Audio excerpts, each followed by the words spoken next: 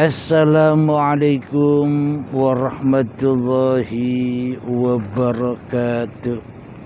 Bismillahirrahmanirrahim. Ashhadu an la ilaha illallah wa ashhadu anna Muhammadar Rasulullah. Allahumma salli ala sayyidina Muhammad wa ala ali sayyidina Muhammad. Rabbi syrah li sadri wa yassir li amri wahlul 'uqdatam min lisani yafqahu qawli. Amin. Bismillahirrahmanirrahim.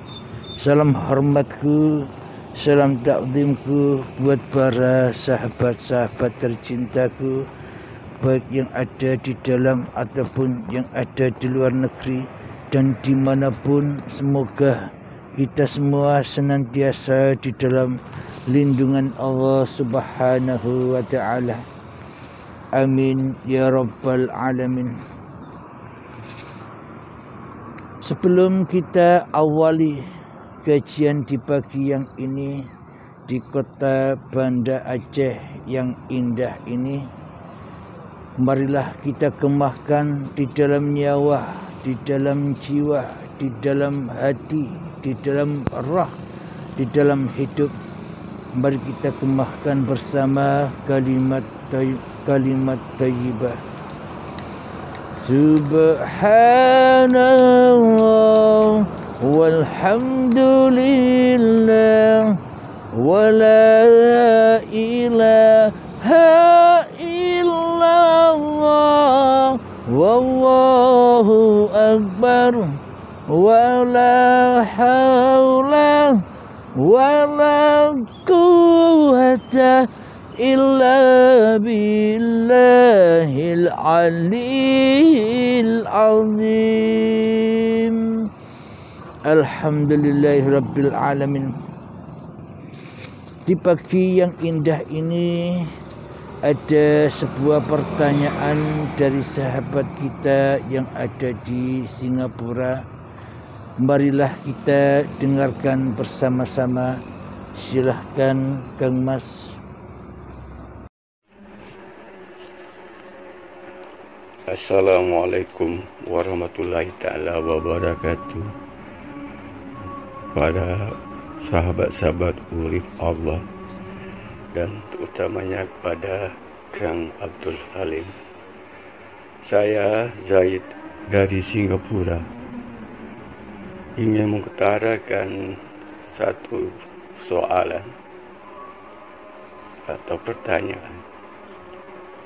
Apakah Siratul Mustaqim ketentuan Allah atau urip Allah kepada tanah-tanah kuburan ini, atau di saat afaalnya Allah?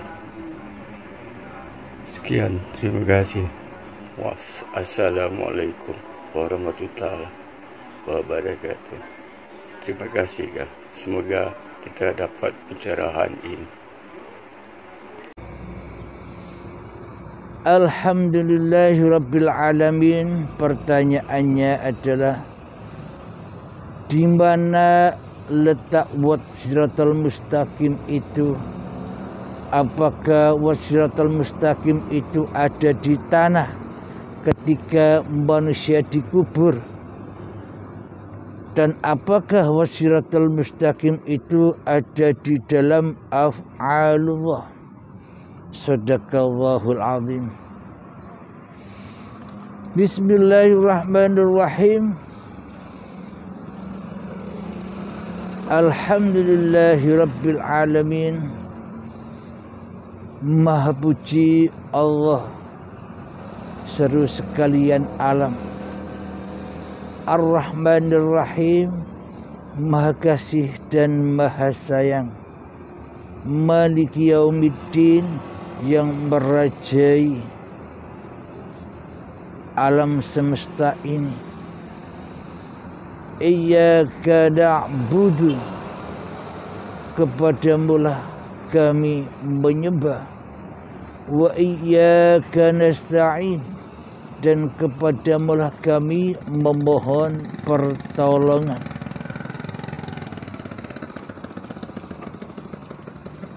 Ihdinas siratal mustaqim, menyembah dan pertolongan yang bagaimana yang dimaksud?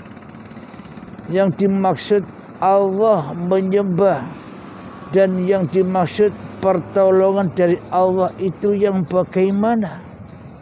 Apakah saat di dunia ini ataukah saat nanti bila sudah ada di akhirat, ataukah nanti bila sudah ada di dalam tanah? Ihdinas siratal mustaqim, tunjukilah aku ke jalan yang lurus. Jalan lurus yang mana? Kita minta petunjuk Allah, jalan lurus yang mana? Apakah jalan lurus jalan-jalan seperti jalan yang dohir ini? Apa lurusnya jalan seperti lurusnya jalan tol ini? Apakah lurusnya jalan ketika kita berjalan ke masjid-masjid? Apakah lurusnya jalan ketika kita mengamalkan amal-amal ibadah, sholat, salawatan, tahajud, duha, menghafal Al-Quran, dan sebagainya? Apakah itu jalan-jalan yang lurus? Semua itu jalan lurus ala manusia. Semua itu jalan lurus ala zahiriyah. Semua itu jalan yang lurus ala syariat menurut versi manusianya. Salat itulah jalan yang lurus versi manusianya. Ibadah-ibadah yang kita lakukan itulah jalan-jalan yang lurus menurut versi manusianya. Ketika kita beramal soleh, berderma, bersedekah, tahajudan, sholawatan, zikiran, itulah juga termasuk jalan-jalan yang lurus versi manusianya. Lalu yang dimaksud ihdinas siratal mustaqim itu jalan yang lurus yang bagaimana? Ihdinas siratal mustaqim yakni jalan lurus yang siratal ladzina an'amta alaihim, yakni jalan yang lurus itu jalan-jalan mereka yang telah Engkau beri nikmat. Siapakah yang sudah mereka yang Allah beri nikmat? Ya ahli-ahli surga. Nikmat di sisi Allah itulah surga. Jadi jalan yang lurus itu adalah bagi orang-orang yang sudah diberi nikmat. Jadi nikmatnya ya nikmat surga. Nikmatnya di sisi Allah, bukan nikmat-nikmatnya dunia.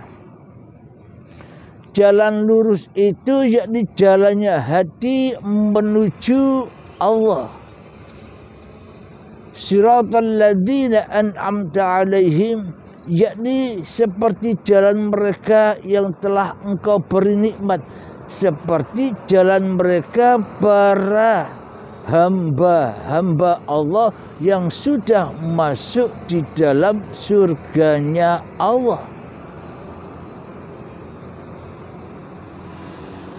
Ghairil maghdubi alaihim waladdallin, amin. Bukan jalan mereka yang Engkau murkai dan yang tersesat. Maknanya bukan jalan mereka yang tidak masuk ke dalam kenikmatan Allah. Maknanya jalan yang dimurkai Allah, jalan yang disesatkan Allah adalah manusia yang masih berjalan di dalam siratal mustaqim, hawa nafsunya sendiri di dalam kehidupan ini. Itulah jalan-jalan yang dimurkai dan jalan yang tersesat di sisi Allah, yakni masuk di dalam anar, masuk di dalam jahanamnya Allah, dan mereka tidak akan selamat menuju kenikmatan yang Allah berikan di dalam surga Allah, yakni di sisi Allah. Jadi jalan yang lurus itu adalah ketika saat kita di dunia ini kita menghamba kepada Allah atau tidak. Ketika saat di dunia ini kita mengabdi kepada Allah atau tidak. Di dunia ini kita mewujudkan, menghidupkan, mengkuasakan Allah daripada kita atau tidak. Yang jadi Tuhan di dalam hati kita masih diri kita sendiri ataukah Allah. Itulah bisa diketahui kita ini berada di dalam jalan yang lurus ataukah kita masuk di dalam jalan yang dimurkai dan yang tersesat. Kita bisa membaca hati kita sendiri. Kita ini berada di jalan lurusnya Allah, apa kita berada di dalam jalan lurusnya, lurus kepada hawa nafsune dewe-dewe. Apa tanda-tandanya ahli surga itu? Apa tanda-tandanya orang-orang yang diselamatkan oleh Allah dari jalan yang sesat itu? Yakni jalan yang lurus itu hati yang sudah lillahi ta'ala, hati yang sudah kembali kepada sang penciptanya, hati yang sudah tak menjadi Tuhan lagi di hatinya. Inilah orang-orang yang diberi nikmat. Inilah orang-orang yang sudah menggapai jalan lurusnya kepada Tuhan yang menciptakan dirinya. Jadi jalan yang lurus itu bukan jalan-jalan dohiriyah. Jalannya hati, bertemunya hati kepada sang pencipta diri manusianya. Itulah jalan keselamatan. Itulah jalan yang lurus. Yang dimaksud ihdinas siratal mustaqim. Jalan tempat kita untuk kembali kepada Allah, melewati jalan di mana kita diciptakan dahulu. Kita diciptakan dari ketiadaan lalu diadakan.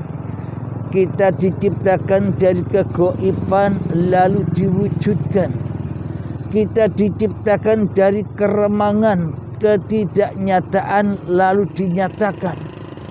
Jadi tempat kembali kita kembali kepada kegaiban. Kembali jalan lurusnya hati kita kembali kepada ketiadaan. Kembalinya jalan lurus kita kembali kepada keadaman, yakni di dalam surga. Di manakah surganya badan? Selama ini kan kita sukanya digembar-gemborkan surga-surga ala badaniyah. Selama ini kan kita ditipu-tipu oleh iblis dan setan serta hawa nafsu kita serta dajjal yang sudah memfitnah diri kita kepada Allah. Kita kan diiming-iming atau kita diberi harapan-harapan bahwa surga itu surga ala dohir, surga ala syariat, surga ala badaniyah, surga ala dunia, yakni digambar-gambarkan surga itu nanti tempat tinggal yang indah, kebun-kebun yang indah, rumah dari intan permata, mobil kendaraan yang mewah, makanan yang serba enak-enak, hidup bersama pasangan-pasangannya. Lalu apa bedanya seperti hidup di dunia ini? Sedangkan Allah berfirman bahwa surga atau neraka itu tidak pernah terbesit di hati manusia untuk membayang-bayangkan. Loh, kok selama ini surga dan neraka dibayang-bayangkan ala dohiriyah, surga dan neraka dibayang-bayangkan ala syariat, karena manusianya masih beragamakan, masih bertuhankan dirinya sendiri di hatinya. Maka yang dicintai adalah dirinya, bukan Tuhannya. Maka angan-angannya, maka bayangannya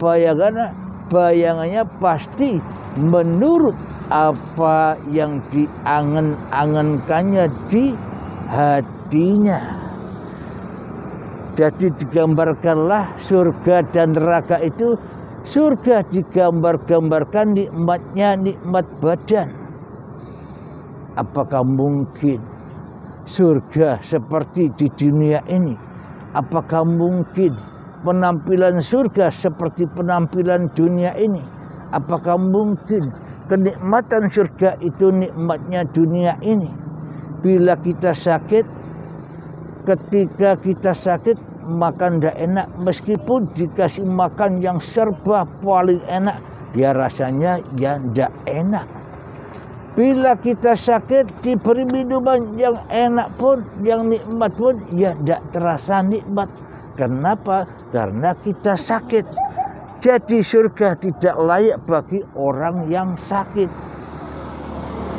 apalagi sakit jiwanya, apalagi sakit imannya, apalagi sakit takwanya, yakni selalu mensekutukan Allah di dalam hatinya dengan dirinya sendiri di hatinya. Selama ini neraka dibayang-bayangkan di dalamnya siksa-siksanya badan-badan manusia. Ada yang dipotong-potong sendiri tangannya, ada yang dipotong-potong sendiri lidahnya, ada yang dipotong-potong sendiri kaki-kakinya, ada yang dipotong-potong sendiri leher-lehernya. Itulah siksaan-siksaan menurut anggapan bayangan-bayangan manusia yang belum sampai ke dalam jalan yang lurus. Bayangan-bayangannya yang disembah di dalamnya bukan Allah, tapi masih bayangan hawa nafsunya sendiri, sehingga dibayang-bayangkanlah sholat seperti hawa nafsunya, sehingga dibayang-bayangkanlah ibadah dengan hawa nafsunya, sehingga dibayang-bayangkanlah ketaatan dengan hawa nafsunya, sehingga dibayang-bayangkanlah jalan yang lurus itu ihdinas siratal mustaqim, what siratal mustaqim, dengan sesuai apa yang dibayang-bayangkannya. Maka disesuaikanlah surga itu sesuai bayang-bayang manusianya. Padahal surga dan neraka tak satu pun manusia bisa melihatnya, bahkan mendengar saja tidak, membayangkan saja tidak. Hanya Allah lah yang mengetahui surga dan neraka itu. Alhamdulillahirabbil alamin. Lalu bila hanya Allah yang mengetahui kedudukan surga dan kedudukan neraka, apa maknanya? Allah itu bukan babakan lahiriah, Allah itu bukan babakan syariat, Allah itu bukan babakan badaniah, akan tetapi Allah adalah babakan. Allah tidak memandang rupa dan hartamu, Allah tidak memandang ilmu dan amalmu, Allah tidak memandang nasab-nasab kemuliaanmu di sisi manusia. Allah tidak memandang kebesaranmu di sisi manusia, kehormatanmu di sisi manusia. Allah tidak memandang kemuliaanmu di sisi manusia. Allah hanya memandang hatimu. Di dalam hatimu yang wujud itu Allah sebagai pencipta dirimu, ataukah masih dirimu yang lebih wujud daripada Allah pencipta dirimu di hatimu? Ini silakan kita cek bersama-sama. Di dalam diri kita ini yang wujud siapa? Di dalam diri kita ini yang jadi Tuhan siapa? Di dalam diri kita ini yang hidup siapa? Kita sendiri yang bisa menilai diri kita sendiri. Karena selama ini kenapa kita tidak bisa menilai diri kita sendiri? Karena kita selama ini hanyalah memulia-muliakan diri kita sendiri. Selama ini kita hanya membangga-banggakan diri kita sendiri, sehingga kita bisanya hanya menilai orang lain saja. Kita bisanya hanya menjelek-jelekkan orang lain saja. Kita bisanya hanyalah mengkufur-kufurkan orang lain saja. Kita bisanya hanyalah menjatuhkan martabat-martabat orang lain saja, ketimbang kita menjatuhkan martabat kita sendiri di sisi Allah. Jadi Allah itu babakan hati. Jadi Allah itu babakan jiwa. Jadi Allah itu babakan nyawa. Jadi Allah itu babakan roh. Jadi Allah itu babakan hidup. Jadi yang disiksa itu adalah jiwa-jiwa yang mati. Jadi yang disiksa itu adalah jiwa-jiwa yang tersesat, domba-domba yang tersesat, manusia yang masih memperturutkan hawa nafsunya di hatinya, manusia yang masih kewujudan diri manusianya di hatinya, manusia yang masih menjadi rajanya manusia di hatinya. Itulah orang-orang yang memperturutkan hawa nafsu. Maka tidak lebih tinggi derajatnya mereka di sisi Tuhannya, tidak melebihi seperti hayawan, bahkan lebih rendah daripada hayawan. Dikasih akal kok tidak berakal, dikasih pikiran kok tidak mau berpikir tentang kebesaran Tuhannya di hatinya. Alhamdulillahirabbil alamin. Jadi yang disiksa di kubur, di azab kubur itu apanya? Jiwanya yang disiksa. Kenapa? Karena jauh dari jalan yang lurus. Kenapa badannya disiksa? Karena tidak pulang kepada asal usulnya. Kenapa jiwa disiksa? Karena tersesat dari jalan menuju Tuhannya. Kenapa disiksa? Karena tidak bertakwa dan tidak beriman kepada Tuhannya, kecuali hanyalah beriman kepada hawa nafsunya sendiri. Lalu kapan disiksa jiwa itu? Nanti setelah mati atau saat ini ketika hidup? Lalu adanya jiwa itu nanti apa sekarang? Adanya bahan bakarnya siksa dan azab yang pedih, adanya bahan bakarnya neraka yang terdiri dari badan-badan manusia dan hati yang keras melebihi kerasnya batu itu adanya sekarang atau nanti? Bila sekarang sudah ada, ya siksanya ya sekarang.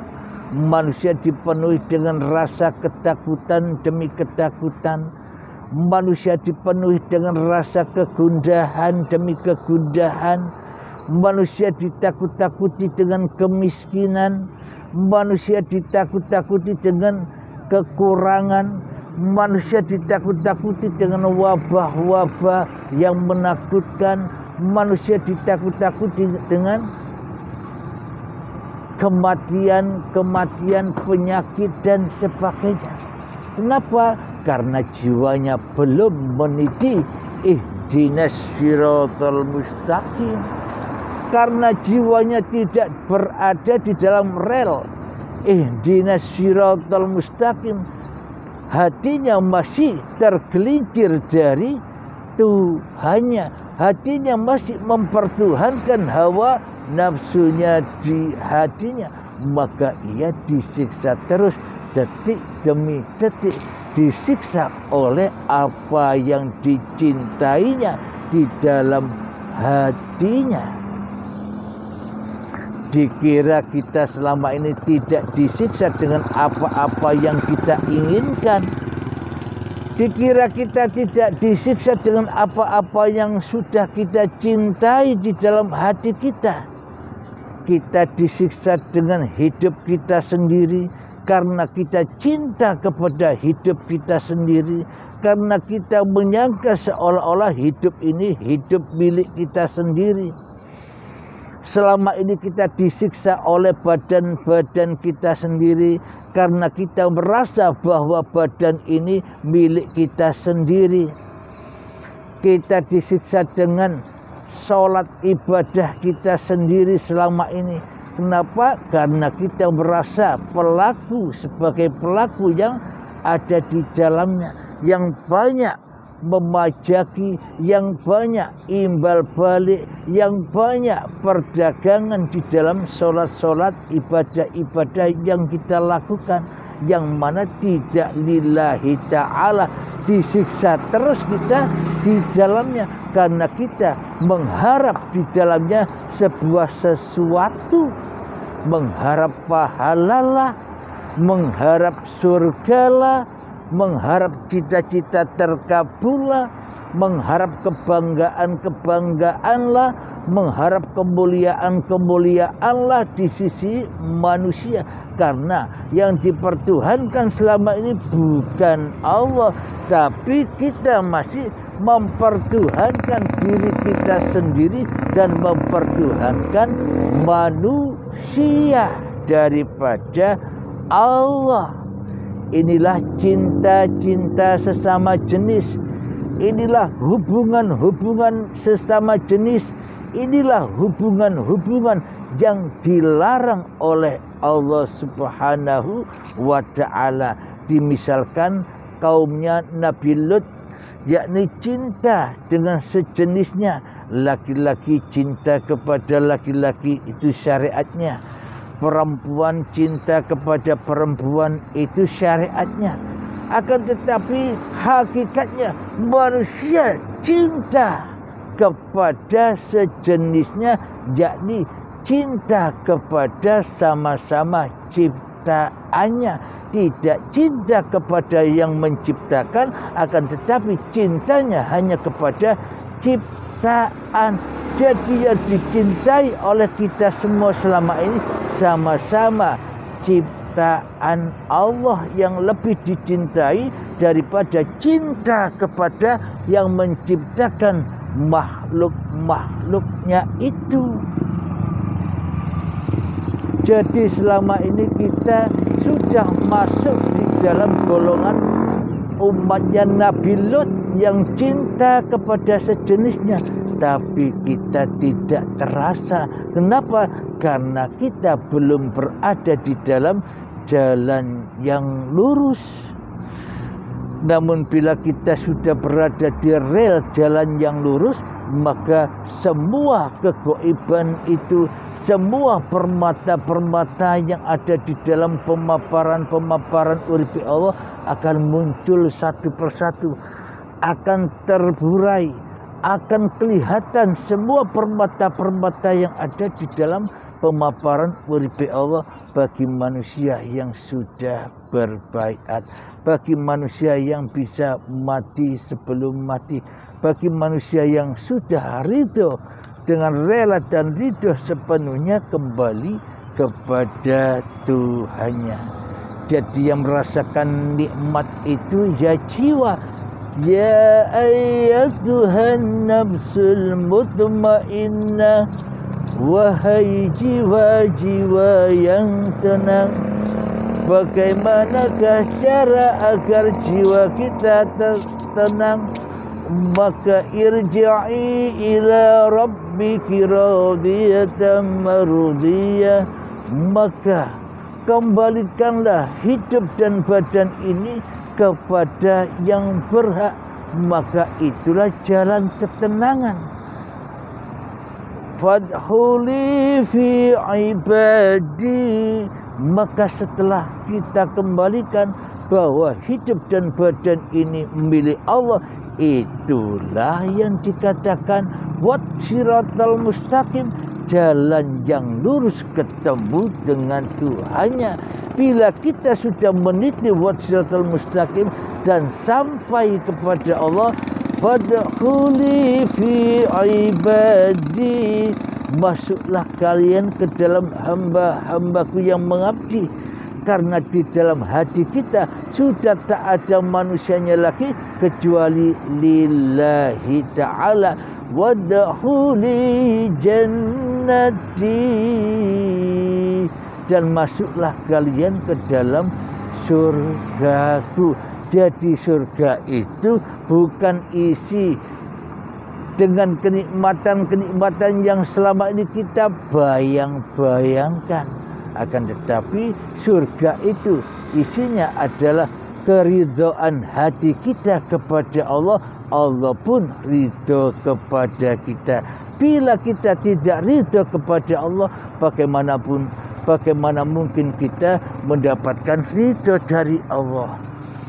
Alhamdulillahirabbil alamin. Sebelum kita akhiri kajian di pagi yang indah ini, marilah kita berlatih seperti biasanya, berlatih mengheningkan cipta-cipta diri manusia kita, berlatih mengkosongkan cipta-cipta diri manusia kita, berlatih kembalikan diri kita kepada Allah, berlatih kembali kepada asal-usul kejadian kita, dari tak ada menjadi ada, dari gaib menjadi wujud, dari Adam menjadi nyata. Maka kembalilah ke alam kesejatian diri kita, asal usul kita berada. Alladzina yu'minuna bil ghaibi, orang-orang beriman itu adalah yakin dan percaya dengan nyata bahwa dirinya lah yang gaib, bukan Allah yang gaib.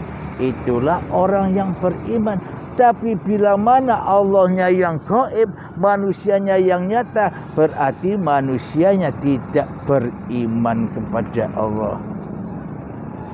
Marilah kita berlatih 3 menit saja seperti biasanya. Semoga Allah memudahkan perjalanan kita, memudahkan kita mendudukkan di dalam wat siratal mustaqimnya.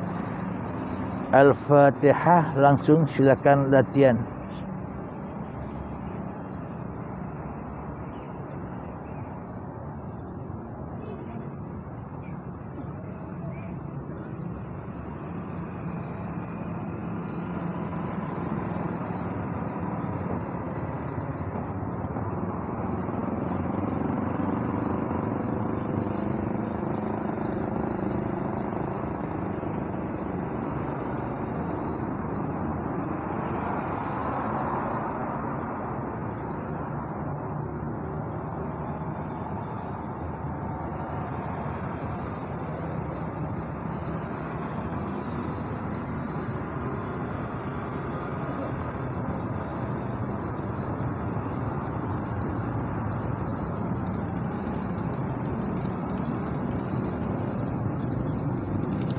Alhamdulillahirabbil alamin.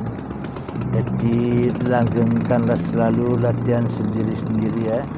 Jadi saat duduk latihan sebentar, saat berdiri latihan sebentar, saat makan latihan sebentar, saat sholat latihan sebentar sebelum melakukannya, saat ibadah belajar sebentar. Jadi pokoknya setiap tindak tanduk kita belajar dan belajar mentiadakan diri kita di dalamnya. Belajar terus hingga waktu yang ditentukan, belajar terus hingga ajal tiba. Belajar dan belajarlah terus, karena belajar itu sejak kita lahir sampai kita mati wajib belajar terus. Alhamdulillahirabbil alamin. Marilah kita gemahkan salawat zalimin daf'ul bala agar kita dimudahkan untuk menghindari balak-balaknya hati, zalim-zalimnya hati. Allahumma salli ala sayyidina Muhammad wa ashghili zalimin bizalimin. Allahumma salli ala sayyidina Muhammad wa ashghili zalimin bizalimin wa ahrijna min bainihim salimin wa ala alihi wa sahbihi ajma'in. Alhamdulillahirabbil alamin. Allahumma ya qadiyal hajat, Allahumma ya mujibad da'awat, Allahumma ya rafi'ad darajat, Allahumma ya muhillal muskilat, Allahumma ya syafiyal amrat, Allahumma ya kafiyal muhimmat, Allahumma ya dafi'al baliyat. Allahumma akhtim lana bil iman, Allahumma akhtim lana bil islam. Rabbana atina fid dunya hasanah wa fil akhirati hasanah wa qina azaban nar. Sallallahu ala sayyidina Muhammad wa ala alihi wa sahbihi wa sallam. Walhamdulillahi rabbil alamin. Akhirul kalam. Assalamualaikum warahmatullahi wabarakatuh.